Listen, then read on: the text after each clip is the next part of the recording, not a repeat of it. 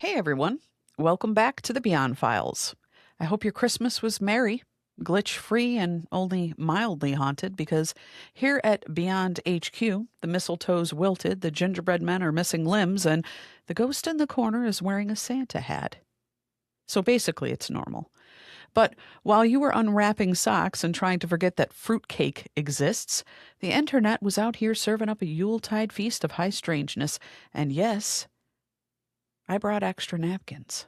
Today's episode is a buffet of bizarre UFOs that get a little too close to home, ghost tech with a dial up vibe, quantum dreams that bend reality, and one lake with a name so ominous it basically screamed, "Start the Ouija board." I've got 14 wild clips queued up. Some of them are hilarious, some are genuinely unsettling, and a few made me question if humanity should have taken that left turn at Albuquerque. So grab your leftover sugar cookies, light that pine-scented candle that smells like regret, and let's dive in, because the veil doesn't take holidays off, and neither do I. Imagine you're having the craziest UFO sighting ever. I mean, like crazy, something that nobody's ever seen before, but you think you're just high and tripping. That's what happened in this case. But in reality, this man named Andre out of Mexico actually captured a phenomenal UFO sighting. And like I said, this is one we've never seen before. These two objects in the sky are truly out there. They truly look like futuristic technology. Take a look at this video, comment below, tell me what you think. A la verga, pensé que eran platillos voladores. Y es la magia del pueblo de Orizaba. No mames.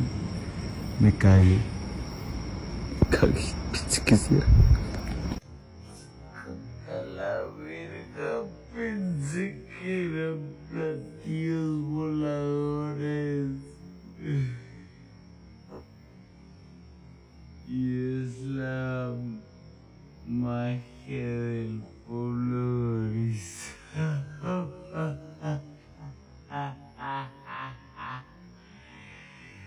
No mames. Me caí.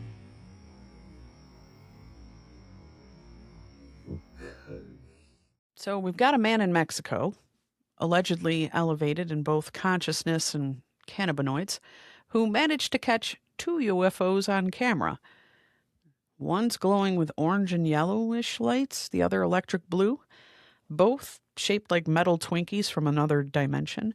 And while most of us would be dropping our phones or weeping into a tortilla, our guy is just giggling like he forgot how stairs work.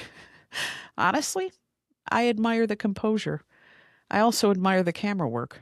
I've seen sober people film shakier videos of squirrels. Now, was he high? Yeah. Does that disqualify the footage? Absolutely not. Because if UFOs only showed up to the sober, well, we'd have a lot less footage and way fewer documentaries. We had a swarm, a big, gnarly swarm of them black tentacle things that I told y'all do exist because I got them on video already. And many people have been recording strange sounds coming from the sky, and they kind of sound like a deep growl or like a really odd sound. It's kind of like an animal growling, but it's nothing you recognize.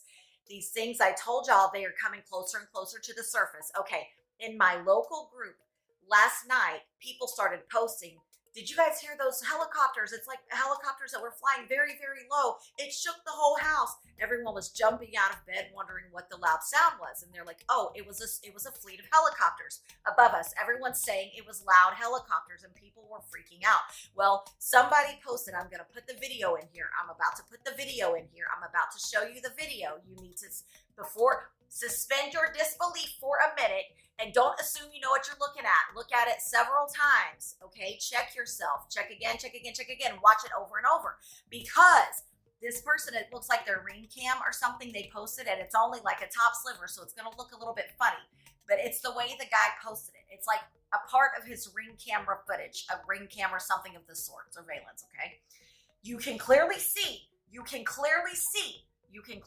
several black things floating through the sky, like swimming, several black things, and they're making that low gurgling, growling sound that can be mistaken for a helicopter until the black tentacle things go, and then you can see a helicopter behind them, and that is clearly a helicopter. But the first several things that fly through are not helicopters. They have no lights. These are those black tentacled creatures, and it looks like a helicopter is either, I don't know, escorting them or chasing them. Watch for yourself. This is not AI. This is someone who lives in the town next to me. It's just a guy who published his little surveillance video in our local group.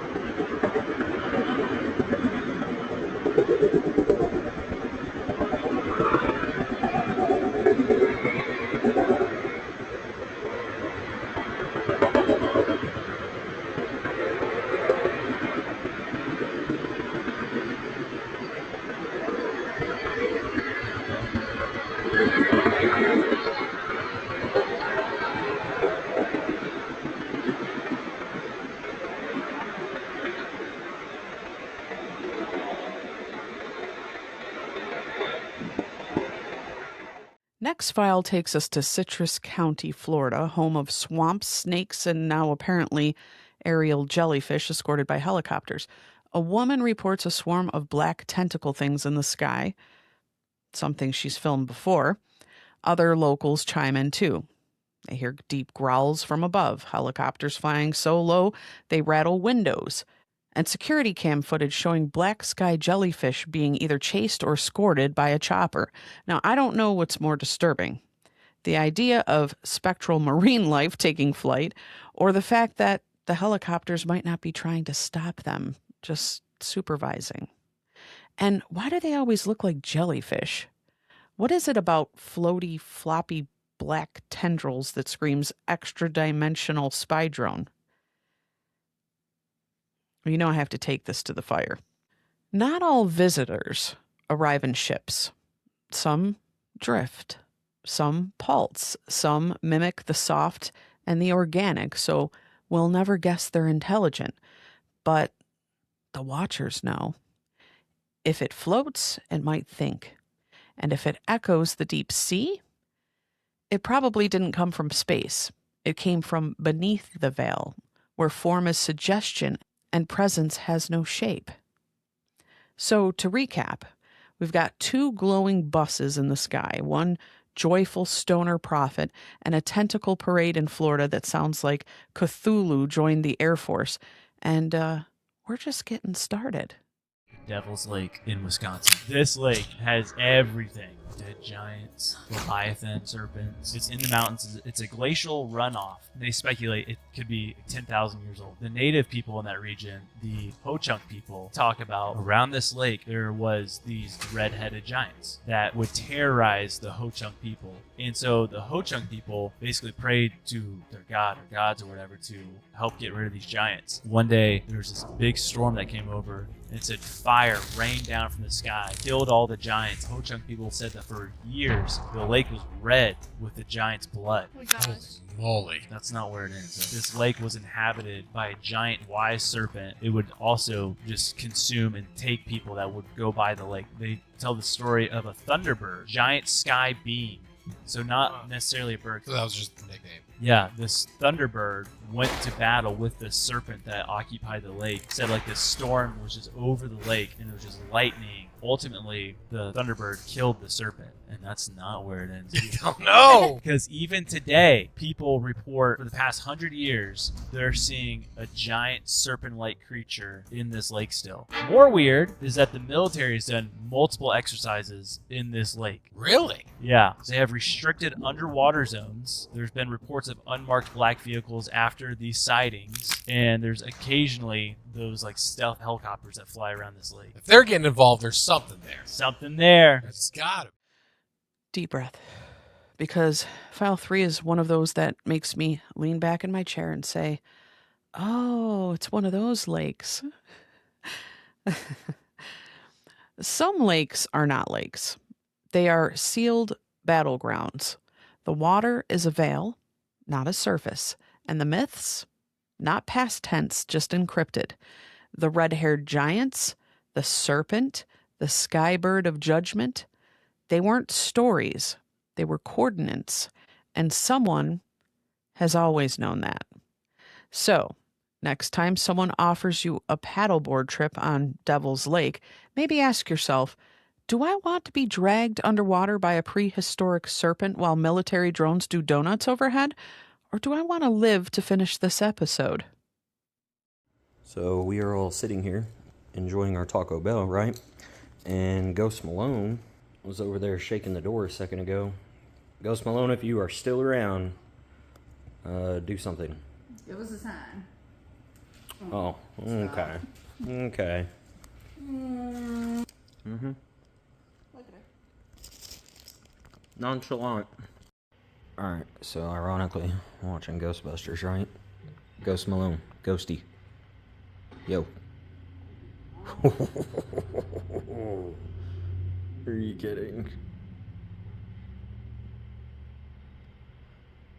Alright, so I've been asking Ghost Malone some questions.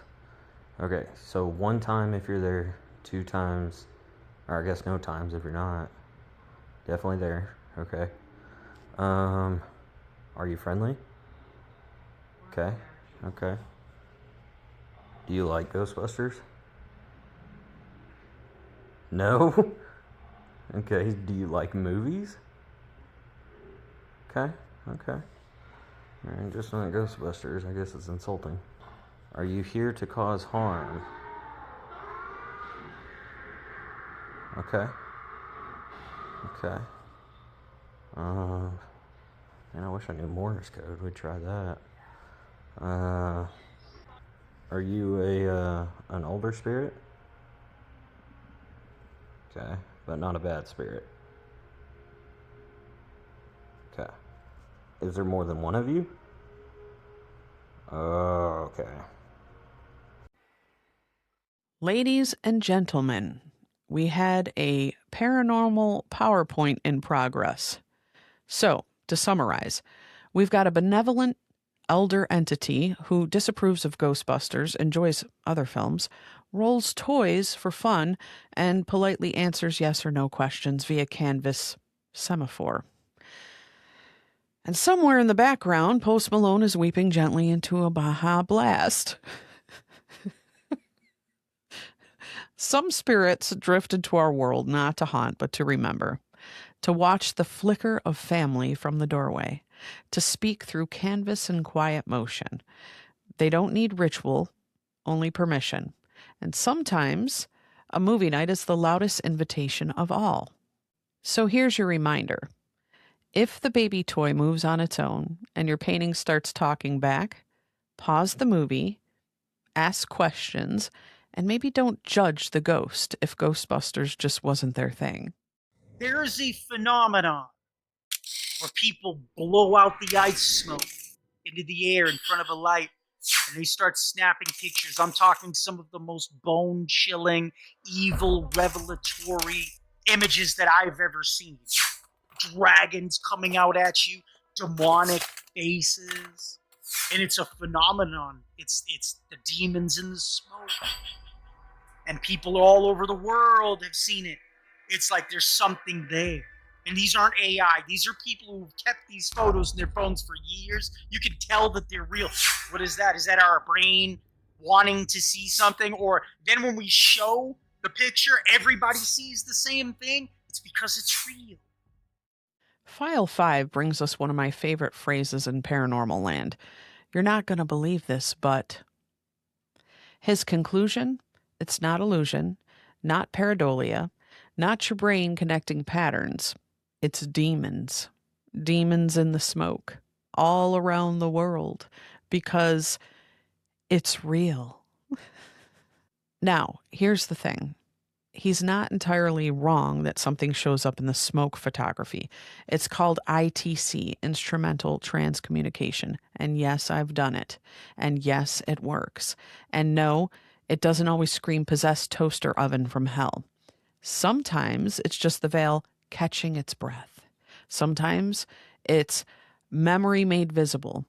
But because this guy lacks nuance, everything not immediately visible to the eye becomes satanic, which ironically is the same logic used to ban jazz and Oreos.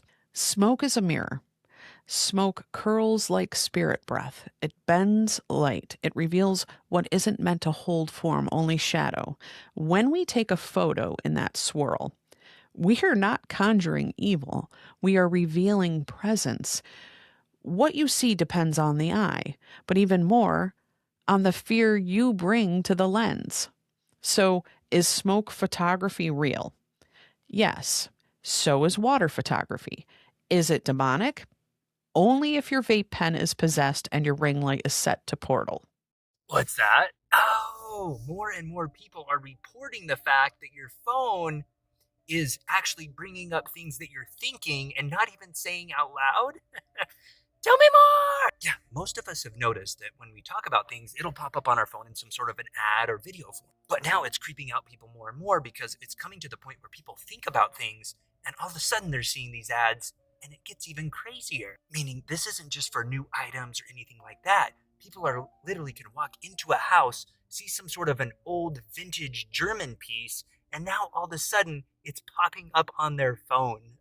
What? Oh, but it doesn't stop there. Oh, because now what people are saying is that when they think about even committing some sort of a crime, even though they really wouldn't do it, their phone is reporting them to then having somebody contact them and discuss this with them. Oh, goody. Yeah, some agency is showing up to people's houses after getting this information and saying your phone reported you for suspicious activity. Oh, goody. What's that? Oh, our thoughts can be read through a magnet that doesn't even touch your head? Tell me more! Yeah, what scientists are finding out is that thoughts are being able to be read through a magnet they've created that can be read without it even touching your head, which means thoughts aren't coming from within your head, but are coming from external sources and then being brought into the brain. Oh, goody. And since they are figuring this out and kind of dialing this in a little bit, this is one of the reasons that when we think something, our phones are now able to pick that up through a signal, and now it knows what we're thinking. Oh, fun. So they're also realizing that our thoughts aren't actually just being kept inside of our brain, and that's not where it's necessarily stored. They're stored externally, and then we're accessing them from the quantum field and brought back into the brain. I love it. So essentially, our minds are being read without us even knowing it. Okay.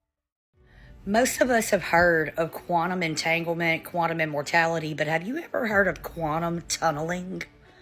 They say that allegedly some government agencies are even using quantum tunneling peripheral to look into multiple timelines to where a person can wear a headset, allegedly, and see themselves in different timelines and the outcomes at that particular point in time. And in case you have trouble understanding what I'm talking about, there is a show on Amazon Prime, and I think that quantum tunneling is what they base this show on.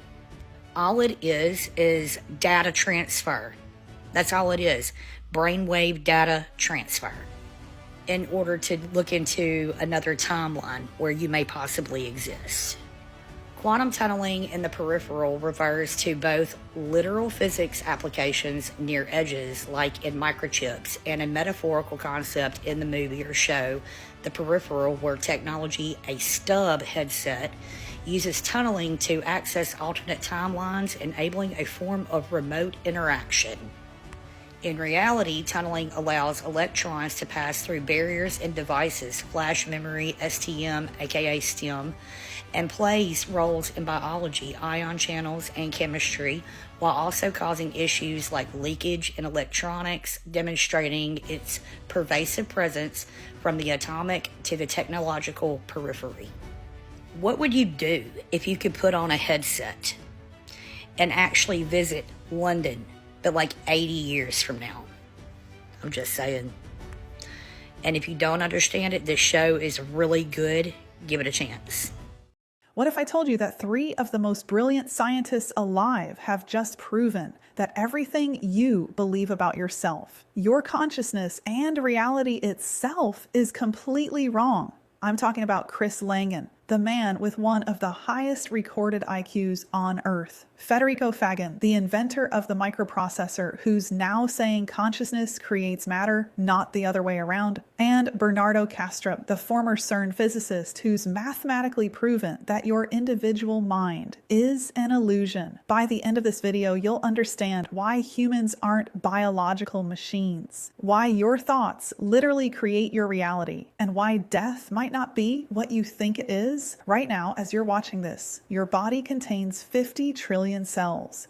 Each one holds your complete blueprint. That's not how machines work. That's how consciousness works. Your phone processes information in bits, ones and zeros. But you process quantum information that can't be copied, can't be cloned, and exists only within your experience. The moment someone tries to measure your inner world, it changes. This isn't philosophy. This is quantum physics meeting consciousness studies, and the implications are staggering. Here's what these 3 minds discovered. First revelation. Chris Langan's CTMU theory proves that God isn't separate from reality. God is reality, and you're literally an image of God processing information through your consciousness. Think about it this way. You experience colors, emotions, thoughts, but when scientists look at your brain, they only see neurons firing. 2 completely different realities from the same event. Why? Because consciousness isn't produced by the brain. It's what the brain looks like from the outside. Second revelation. Sir Federico Fagan, who invented the technology in every computer you use, now says human consciousness operates on quantum principles that no machine can replicate.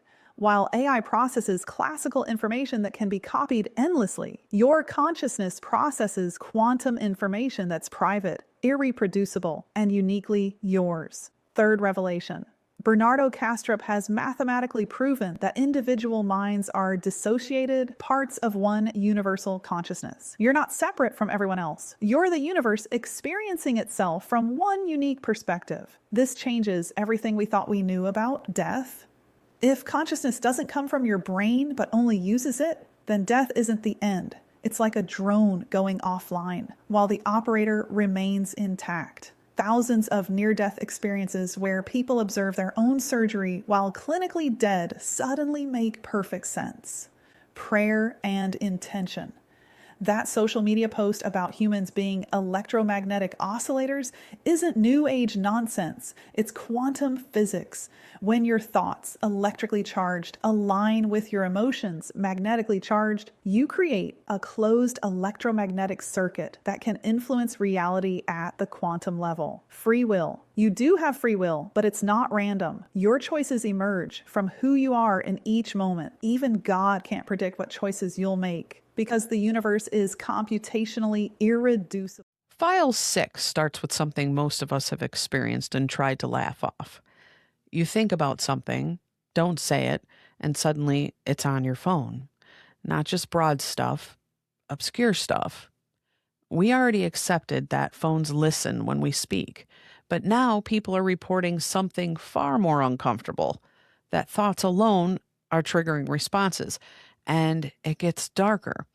Some people claim that when they only thought about committing a crime that they would never actually do, they're contacted, sometimes by wellness checks, sometimes by agencies, sometimes with someone knocking at the door saying, "Your phone flags suspicious activity." Which raises a question I hate asking out loud. If we're being monitored for thoughts, when did thinking become probable cause? File 7 escalates things. The same guy is explaining that scientists have developed a magnet, one that doesn't touch your head, that can allegedly read thoughts. And the claim isn't just that thoughts can be detected, it's that they're not originating inside the brain at all. According to this theory, thoughts exist externally, stored in the quantum field, and the brain functions more like a receiver than a generator, which would mean when you think something, you're tuning it. And if phones can pick up signals, not words, not sound, but frequency, then suddenly the algorithm isn't listening, it's resonating. Now, is our guy overselling it? Probably. But the idea itself, that's not fringe anymore. File 8 takes us fully off-road. She starts talking about quantum tunneling, not particles passing through barriers, but consciousness. The claim is that government agencies are experimenting with headsets that allow users to observe themselves in alternate timelines, different outcomes, different lives, different choices. She references the peripheral and suggests it's not science fiction, it's leakage. Imagine putting on a headset and visiting London 80 years from now, or seeing what happens if you made one different decision 10 years ago. Now, do I believe this is happening exactly as described? I don't know. But I do know this. Governments fund research decades before we ever hear about it. And consciousness is the one frontier they cannot afford to ignore. And then comes File 9. This is where the tone shifts from speculation to something much harder to dismiss. 3 brilliant minds working independently have reached eerily similar conclusions. Consciousness does not emerge from matter. Matter emerges from consciousness. That your individual mind is not isolated. It is a localized expression of something universal. That reality isn't happening to you. It's happening through you. One says consciousness creates matter. Another says your private experience processes quantum information that cannot be copied or cloned. Another mathematically demonstrates that individual minds are dissociated aspects of one universal consciousness, and suddenly, death isn't annihilation, prayer isn't superstition, intention isn't metaphor, it's physics. Thought plus emotion creates an electromagnetic circuit. Choice isn't random, but it's free. Even the universe can predict what you'll choose next because it's computationally irreducible, which means something incredible and terrifying. You are not programmable, not fully, not ever. You are not the machine. The system studies consciousness because it cannot control it. Your thoughts are not crimes, your imagination is not data, and your awareness is not owned. If consciousness were predictable, there would be no need to monitor it. They watch it because it creates, and what creates cannot be contained. So, if your phone feels like it knows you a little too well lately, it might not be reading your thoughts. It might be brushing against the same field you are. 28 girls hospitalized after using the Ouija board. Now, these girls were vomiting, fainting, having seizure-like episodes. All of these things happen after using the Ouija board.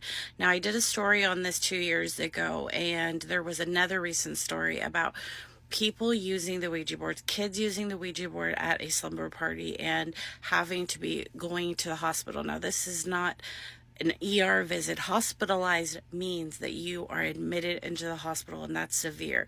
Well, these girls were playing and they ended up going home afterwards. This wasn't at the actual event, and all having different events. One of them were vomiting so much that they were dehydrated and had to be hospitalized. Fainting. These things happen. Ouija board is not a game. Mattel should not be selling these things. This is inviting demons into your home, and there's lots of stories. If you guys want to comment and leave your story about what happened to you, I never played with it. I always kind of stood in the background and watched because I knew my parents taught me better. But share in the comments what happened to you, because this is serious.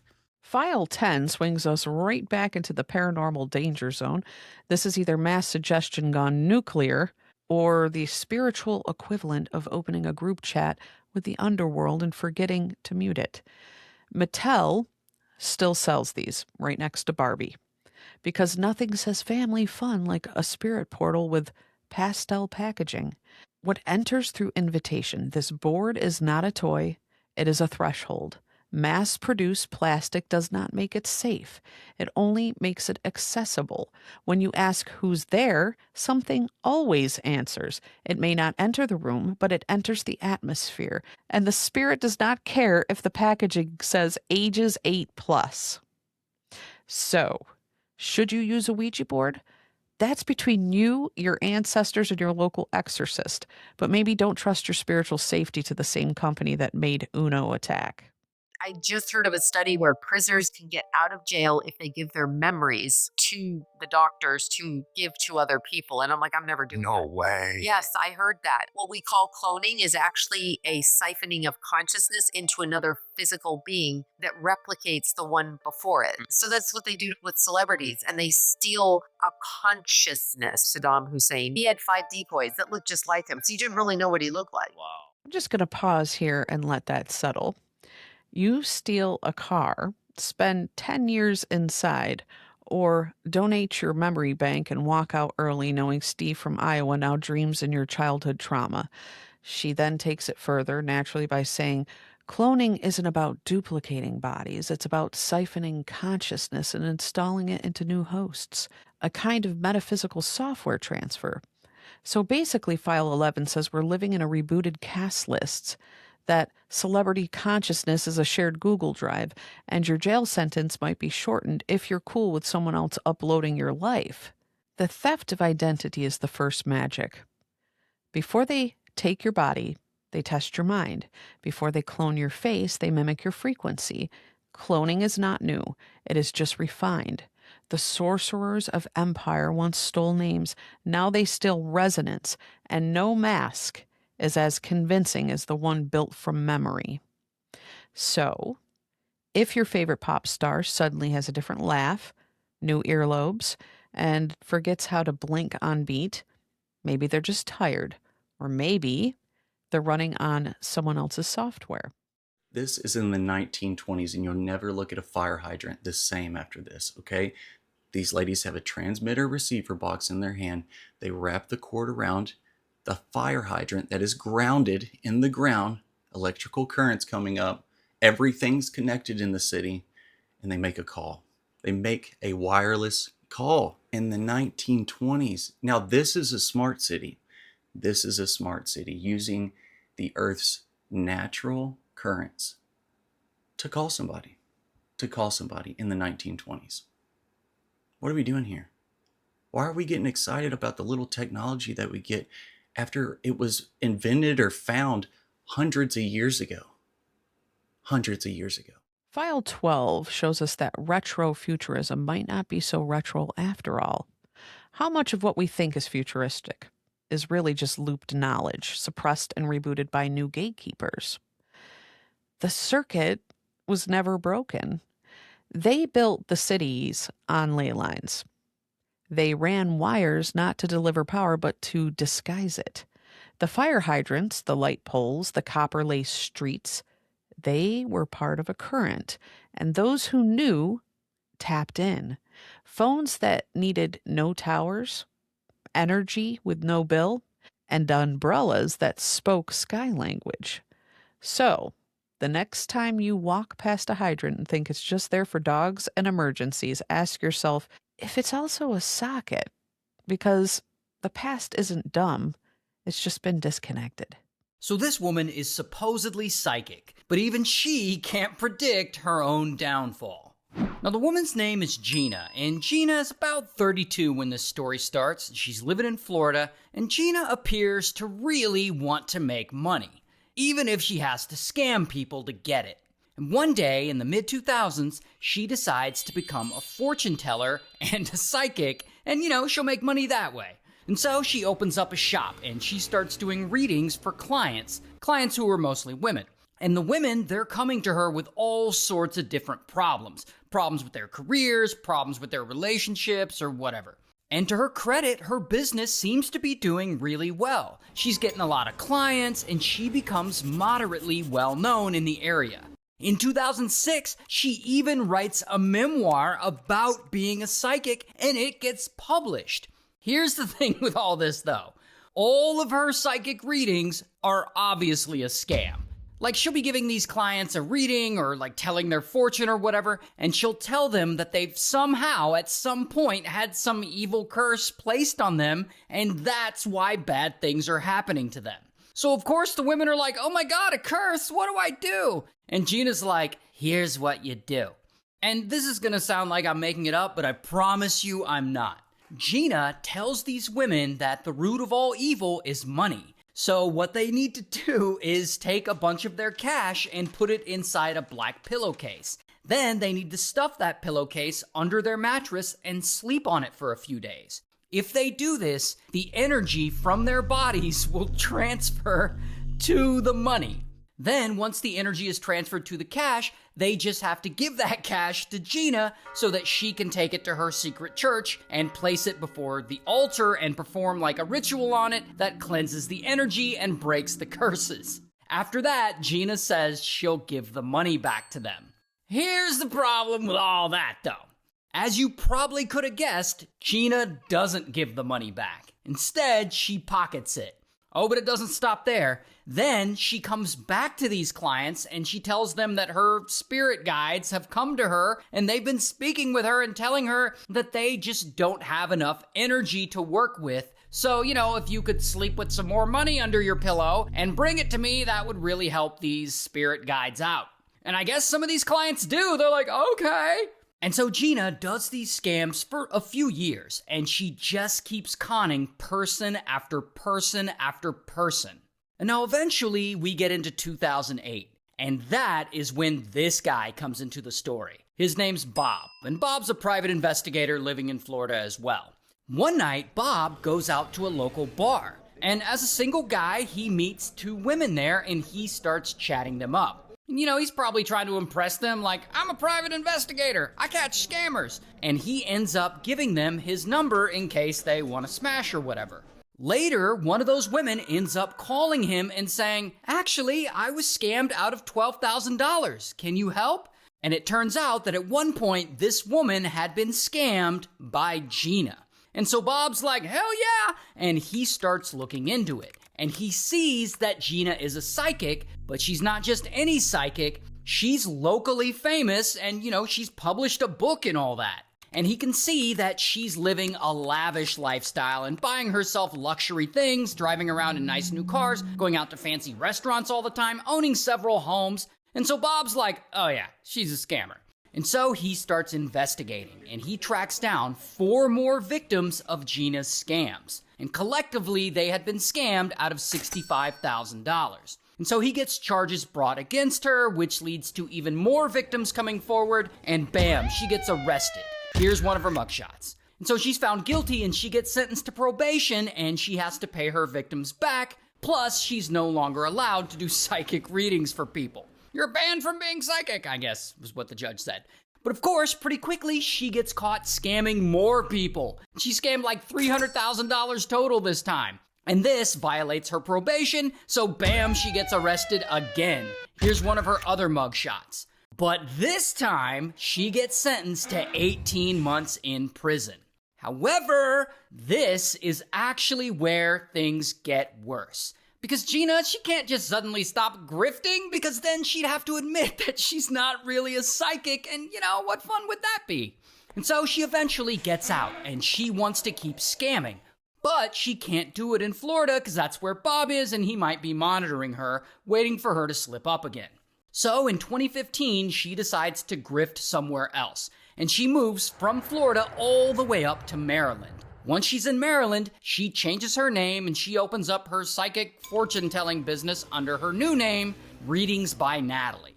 And here, not only is she giving people magic tarot card readings or whatever, but this time she's updated her playbook to keep up with the times. On top of her put the money in a black pillowcase scheme, she starts using technology to con her clients. Like, she'll tell a client that an ex-boyfriend of theirs will call them at a specific time, but that they must not answer the phone. And then Gina will use technology to spoof the ex-boyfriend's number, and she'll call the client. And so the client will be like, oh my God, they did call, you're so psychic. And so it seems like Gina is just gonna keep conning people for as long as she can find people to fall for it. Until she finally scams the wrong person.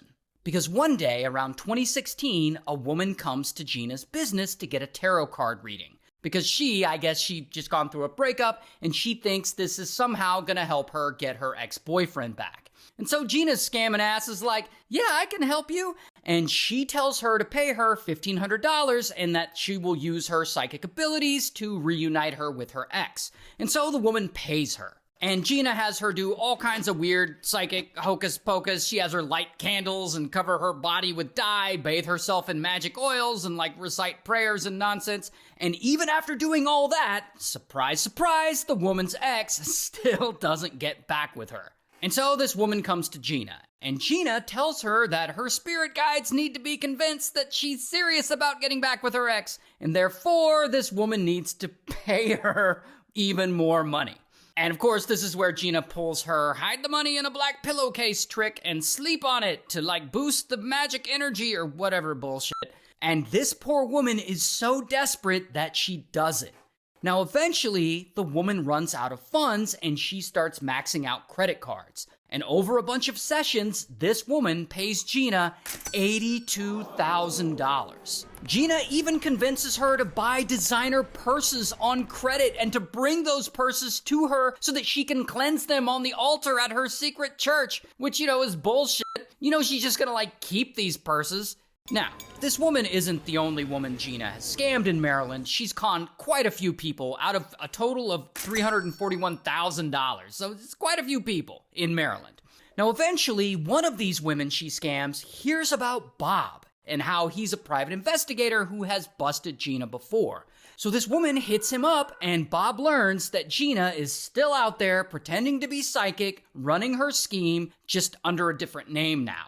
And so he contacts local police, and ultimately they track her down, and so, bam, Gina is arrested. Here's some footage of her actually getting stopped by police. And here's another one of her mugshots. And ultimately she ends up taking a plea deal, and she gets sentenced to 6 years in prison. File 13 is a saga. A swirling crystal ball of greed, glamour, and good old-fashioned fraud. Not all frauds wear fake turbans. Some come with publishing deals. The cost of curses. True readers will never ask for your fear. They will not price tag your pain. Spirit does not demand pillowcases of currency. It asks only for presence, honesty, and a willing heart. But the counterfeit always mimics the sacred. Until you look close. The curse wasn't real. The spell was belief itself. And the true danger was giving away your power wrapped in velvet and paid in full. So, remember, if someone says they can burn your bad luck for the low, low price of your entire savings, they're not channeling spirit. They're channeling Capital One.